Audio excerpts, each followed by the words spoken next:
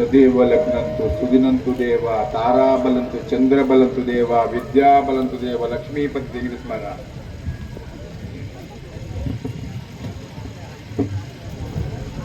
ಜಗದ ತಂದೆ ತಾಯಿ ಎನಿಸಿದಂತ ಲಕ್ಷ್ಮೀ ನಾರಾಯಣರನ್ನು ಸ್ಮರಿಸುತ್ತಾ ಶರಣ್ಯೇ ತ್ರಯಂಬಕೆ ಗೌರಿ ನಾರಾಯಣಿ ನಮೋಸ್ತುತೆ. ಕ್ಷೇತ್ರದ ಆದಿದೇವರಾದಂತಹ ಮಾತೆ ದುರ್ಗಾ ಪರಮೇಶ್ವರಿಗೆ ಮುಡಿಯನ್ನ ಬಾಗುತ್ತಾ ಕ್ಷೇತ್ರದ ಎಲ್ಲ ದೈವ ದೇವರುಗಳಿಗೆ ಕರವನ್ನ ಜೋಡಿಸುತ್ತಾ ಅಗ್ರಪೀಠದ ಅಧ್ಯಕ್ಷರೇ ಹಾಗೂ ಅಗ್ರಪೀಠದಲ್ಲಿ ಅಲಂಕೃತರಾದಂತಹ ಎಲ್ಲ ಅಗ್ರಗಣ್ಯರೇ, ಬಹುಶಃ ನನ್ನ ಪಾಲಿಗೆ ಇದು ಭಾಗ್ಯ ಇದು ಭಾಗ್ಯ ಇದು ಭಾಗ್ಯವಯ್ಯ ಅಂತ ಹೇಳಬೇಕಾಗ್ತದೆ.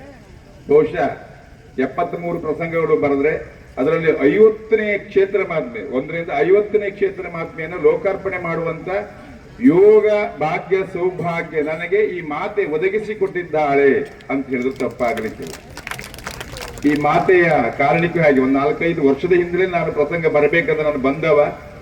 ಆಗ ಉಪ್ಪೊಂದ ಚಂದ್ರಶೇಖರ್ ಹೊಳ್ರಿಂದ ಒಂದು ಗ್ರಂಥವನ್ನು ತಗೊಂಡು ಅಧ್ಯಯನ ಮಾಡಿ ತುಂಬಾ ಖುಷಿ ಆಯ್ತು ನನಗೆ. ಯಾಕಂದ್ರೆ 5,000 ವರ್ಷ ಇತಿಹಾಸ ಇರ್ತಕ್ಕಂತಹ ಪರಮಪಾವನ ಪುಣ್ಯಕ್ಷೇತ್ರ ಇದ್ರೆ ಅದು ಉಪ್ಪುಂದ ದುರ್ಗಾ ಪರಮೇಶ್ವರಿ ಕ್ಷೇತ್ರ. ಅಂತಹ ಸೌಭಾಗ್ಯ ನನಗಿಂದು ಸುವರ್ಣ ಮಹೋತ್ಸವ ಸಂದರ್ಭದಲ್ಲಿ ಒದಗಿ ಬಂದಿದೆ ಅಂತ ಹೇಳಿದ್ರೆ ನನ್ನ ಭಾಗ್ಯ ಅಂತ ಹೇಳಲಿಕ್ಕೆ ಇಷ್ಟಪಡ್ತೇನೆ. ಬಹುಶಃ ನಾನು ಪ್ರಸಂಗ ಬರಬೇಕಂತ ಆಡಳಿತ ಮಂಡಲನ್ನ ಸಂಪರ್ಕಿಸಿದಾಗ ಬಹಳ ಸಂತೋಷದಿಂದ ಅವರು ಒಪ್ಪಿ ನನಗೆ ಆ ಕಥೆಯನ್ನ ನಮ್ಮ ಪುರಾಣಿಕರು ಅಥವಾ ಮತ್ತೊಬ್ಬರ ಇವರು ಎಲ್ಲ ಅರ್ಚಕರು ತಂತ್ರಿಗಳು ಎಲ್ಲ ಕಥೆಯ ನಿರೂಪವನ್ನು ನನಗೆ ತಿಳಿಸಿದಾಗ, ಕಥೆಯ ಎಳೆಯನ್ನು ತಿಳಿಸಿದಾಗ ಸಂಪೂರ್ಣ ಸಂತೋಷವಾಯ್ತು. ಯಾಕಂತ ಹೇಳಿದ್ರೆ 5,000 ವರ್ಷ ಇತಿಹಾಸ, ಇದು ಒಂದು ಪ್ರಸಂಗ ಅಲ್ಲ, ಇನ್ನೂ 2 ಪ್ರಸಂಗ ಬರೀಬಹುದು, ಅಷ್ಟು ಕತೆ ಉಂಟು ಇದರಲ್ಲಿ. ನಿಜವಾಗಿ ಶುದ್ಧ ಪೌರಾಣಿಕ ಪ್ರಸಂಗವನ್ನೇ ಸಹ ಬರೀಬಹುದು. ಅಂತ ಒಂದು ಮಾತ್ವಿಕೆ ಉಳ್ಳಂತಹ ಕ್ಷೇತ್ರ ಇದ್ರೆ ಅದು ಉಪ್ಪುಂದ ದುರ್ಗಾ ಪರಮೇಶ್ವರಿ ಕ್ಷೇತ್ರ. ಪರಮ ಪೂಜ್ಯರಾದಂತೆ ಹಿರಿಯರಾದಂತಹ ಪುರಾಣಿಕರು ಒಳ್ಳೆಯ ಆ ಕಥೆಯ ನಿರೂಪವನ್ನ ನನಗೆ ಹೇಳಿಕೊಟ್ಟವರಾಗಿದ್ದಾರೆ. ಆ ಕಥೆಯನ್ನೆಲ್ಲ ಬರೆದು ನಮ್ಮ ಉಪ್ಪುಂದ ಚಂದ್ರಶೇಖರ್ ಹೊಳ್ರಿಗೆ ತೋರಿಸಿದಾಗ ಅವರು ತುಂಬಾ ಸಂತೋಷ ಪಟ್ಟರು. ಒಳ್ಳೆಯ ಸಂಯೋಜನೆ ಮಾಡಿದ್ದೀರಿ. ಅಂದ್ರೆ ಯಕ್ಷಗಾನ ರಂಗದ ಒಳಗೆ ನಾವು ತರಬೇಕಾಗ್ತದೆ. ಕೆಲವೊಂದು ಅಭಾಸಗಳಿದ್ರು ಸಹ ಅದನ್ನು ಸರಿ ಮಾಡಬೇಕಾದ ಕರ್ತವ್ಯ ನಮಗೆ. ಹಾಗೆ ನಾನು ಯಾವುದೇ ಪ್ರಸಂಗ ಬರೆದ್ರು ಜಾತಿ ನಿಂದನೆ ವೃತ್ತಿ ನಿಂದನೆ ಮಾಡ್ಲಿಕ್ಕೆ ಅವಕಾಶವನ್ನ ಕಲಾವಿದರಿಗೂ ಕೊಡುವುದಿಲ್ಲ, ಯಾವ ಮೇಳಕ್ಕೂ ಕೊಡುವುದಿಲ್ಲ. ಯಾವ ಕಾರಣಕ್ಕೂ ದೇವರ ಮಹಾತ್ಮೆಯನ್ನ ಸಾರುವುದು ಮಾತ್ರ ನಮ್ಮ ಅಭಿಷ್ಟೆ. ನನ್ನ ಮಹಾತ್ಮೆ ಅಲ್ಲ, ಆಡಳಿತ ಮಂಡಳಿಯವರ ಮಹಾತ್ಮೆ ಅಲ್ಲ, ಊರಿನವರ ಮಹಾತ್ಮೆ ಅಲ್ಲ. ಪ್ರತಿಯೊಂದು ಕ್ಷಣದಲ್ಲೂ ಸಹ ಆರಂಭದಲ್ಲಿ ನಾನು ತ್ರಿಶಕ್ತಿಗಳು ಲಕ್ಷ್ಮಿ ಸರಸ್ವತಿ ಪಾರ್ವತಿ ಅಂದ್ರೆ ದೇವೇಂದ್ರನ ಒಡ್ಡೋಲಗಿಲ್ಲ, ಆ ತ್ರಿಶಕ್ತಿಗಳೇ ತೆರೆ ಒಡ್ಡೋಲಗವನ್ನ ಸಾಂಪ್ರದಾಯಕ್ಕೆ ಮಾಡುವಂತ ಒಂದು ಸನ್ನಿವೇಶವನ್ನ ಇಲ್ಲಿ ಸೃಷ್ಟಿ ಮಾಡಿದೆ. ಅದೇ ಅಷ್ಟೇ ಅಲ್ಲದೆ ಲವಣಾಸುರನ ವಧೆ, ಇನ್ನೊಂದು ಕೆಲವು ಉಪಕಥೆಗಳೆಲ್ಲ ತುಂಬಾ ಚೆನ್ನಾಗುಂಟು. ದೇವಿ ಆ ಮೆರವಣಿಗೆಯಲ್ಲಿ ಬರುವಾಗ ಹುರುಳಿಗದ್ದೆಯಲ್ಲಿ ಒಂದು ಸಮಸ್ಯೆ ಆದಾಗ ಅದರದ್ದು ಒಂದು ಕತೆ. ಹಾಗೆ ಮತ್ತೊಂದು ವಿಶೇಷವಾದಂತ ಸಂತಾನ ಭಾಗ್ಯಕ್ಕಾಗಿ ಹೇಳಿಕೊಂಡಂತ ಕತೆ. ಇನ್ನೊಂದೆಡೆಯಲ್ಲಿ ವಾದ್ಯ ಬಾರಿಸದೆ ತೊಂದರೆ ಬಂದಾಗ ದೇವರ ಅನುಗ್ರಹದಿಂದ ವಾದ್ಯದ ಸೇವೆ ಮಾಡುವಂತಹ ಸೌಭಾಗ್ಯದ ಕತೆ. ಅಷ್ಟೇ ಅಲ್ಲ, ಇನ್ನೊಂದು ವಿಶೇಷ ಅಂದ್ರೆ ಹಿಂದೆಂದು ಆಗ್ಲಿಕ್ಕಿಲ್ಲ, ಮುಂದೆ ಆಗ್ತದೆ ನಾನು ಹೇಳಲಿಕ್ಕೂ ಇಲ್ಲ. ಒಂದು ಕ್ಷೇತ್ರದ ಸುತ್ತಮುತ್ತ 9 ನವಜಟ್ಟಿಗರಿದ್ದಾರೆ.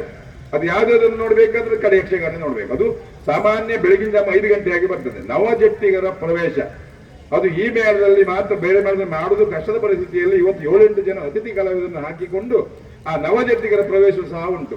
ಇದೆಲ್ಲ ರೋಮಾಂಚನವಾದ ವಿಷಯ. ಹಾಗಂತ ಯಾವುದೇ ಕಾರಣಕ್ಕೂ ನಿಮ್ಮಲ್ಲಿ ಒಂದು ಕಳಕಳಿಯ ವಿಜ್ಞಾಪನೆ, ವಿಮರ್ಶಕರು ಓದಲವರು ವಿಮರ್ಶಕರು ಯಾವಾಗಲೂ ಇರ್ತಾರೆ, ಬೇಕವರು. ಆ ವಿಮರ್ಶಕರಿಗೆ ಒಂದು ಹೇಳುವ ಮಾತು, ಮಂಗಳಂ ಅಂದ್ರೆ ಕೊನೆಯ ದೃಶ್ಯ ಆಗುವಲ್ಲಿವರೆಗೆ ನೋಡದೆ ಯಾರು ಸಹ ವಿಮರ್ಶೆ ಮಾಡ್ಲಿಕ್ಕೆ ಹೋಗ್ಬೇಡಿ. ಅರ್ಧ ಆಟ ನೋಡಿ ಪ್ರಸಂಗ ಒಳ್ಳೇದಿಲ್ಲ, ಅದು ಹಾಗಾಯ್ತು ಹೀಗಾಯ್ತು ಅಂತ ಕಮೆಂಟ್ ಮಾಡಬೇಡಿ. ಇಡೀ ಆಟ ನೋಡಿ ವಿಮರ್ಶೆ ಮಾಡಿ ಆ ದೃಶ್ಯಗಳನ್ನ ಯಾವ್ದಾದ್ರು ಕತ್ರಿ ಹಾಕ್ಬೇಕಾದ್ರೆ, ಕಟ್ ಮಾಡ್ಬೇಕಾದ್ರೆ ಅದು ಬಾಯಲ್ಲಿ ನಾವು ಕಟ್ ಮಾಡುದಿಲ್ಲ. ನೀವು ಲಿಖಿತ ಮುಖೇನ ಆಡಳಿತ ಮಂಡಳಿಗೆ ಕೊಟ್ರೆ ಅದನ್ನ ಅವರು ಪರಿಶೀಲನೆ ಮಾಡಿ ಮತ್ತೆ ಆ ಸನ್ನಿವೇಶವನ್ನು ತೆಗಿಬಹುದು. ಹಚ್ಚಿಬಿಟ್ರೆ ಮತ್ತೇನು ಮಾಡ್ಲಿಕ್ಕೆ ಆಗುದಿಲ್ಲ. ಯಾಕಂದ್ರೆ ಯಕ್ಷಗಾನ ಮೇಳ ಅಂತ ಹೇಳಿದ್ರೆ ಸಂಚಾರಿ ದೇವಸ್ಥಾನ ಇದ್ದ ಹಾಗೆ.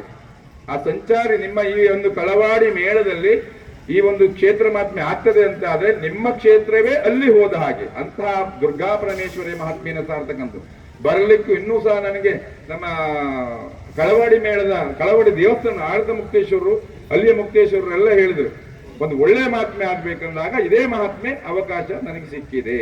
ಹಾಗಾಗಿ ಪ್ರತಿ ಓರ್ವರು ಬೆಳಗಿನ ತನಕ ಬಹುಶಃ 7-8 ದಿನ ನಿದ್ರೆ ಬಿಟ್ಟವರು ಎಲ್ಲಿದ್ದವರು ಅಲ್ಲ, ಸತೀಶ್ ಶೆಟ್ರು ಸಹ ಹಾಗೆ. ನೀವು ಆಟ ನೋಡ್ಲೇಬೇಕು, ಯಾಕಂದ್ರೆ ನೋಡ್ಬೇಕಂತ ಹೇಳಿದ್ರೆ ಅದು ವಿಮರ್ಶೆ ಮಾಡ್ಬೇಕಾದ್ರೆ, ಏನಾದ್ರೂ ಕಟ್ ಮಾಡಬೇಕಾದ್ರೆ, ಸೆನ್ಸರ್ ಮಾಡಬೇಕಾದ್ರೆ ನೀವು ಒಂದು ನೋಡ್ಲೇಬೇಕು. ಹಾಗಾಗಿ ಎಲ್ಲರೂ ನೋಡಿ ಆ ತಾಯಿಯ ಅನುಗ್ರಹಕ್ಕೆ ಸತ್ಪಾತ್ರರಾಗಿ. ಎಲ್ಲಿವರೆಗೆ ಅಂತ ಹೇಳಿದ್ರೆ ಕೊನೆಗೆ ತಾಯಿ ಹೇಳ್ತಾಳೆ, ಯಾರು ಶ್ರದ್ಧೆಯಿಂದ, ನಿಷ್ಠೆಯಿಂದ, ಭಕ್ತಿಯಿಂದ ಅನ್ಯತಾ ಶರಣಂ ನಾಸ್ತಿ ತ್ವಮೇವ ಶರಣಂ ಮಮ ತಸ್ಮಾತ್ ಕಾರುಣ್ಯ ಭಾವೇನ ರಕ್ಷೋ ದುರ್ಗಾ ಪರಮೇಶ್ವರ ಎಂದು ಬೇಡಿಕೊಂಡ್ರೆ ಮದುವೆ ಆಗದೆ ಇದ್ದವರಿಗೆ ಕಂಕಣ ಭಾಗ್ಯವನ್ನು ತಾಯಿ ಅನುಗ್ರಹಿಸ್ತಾಳೆ.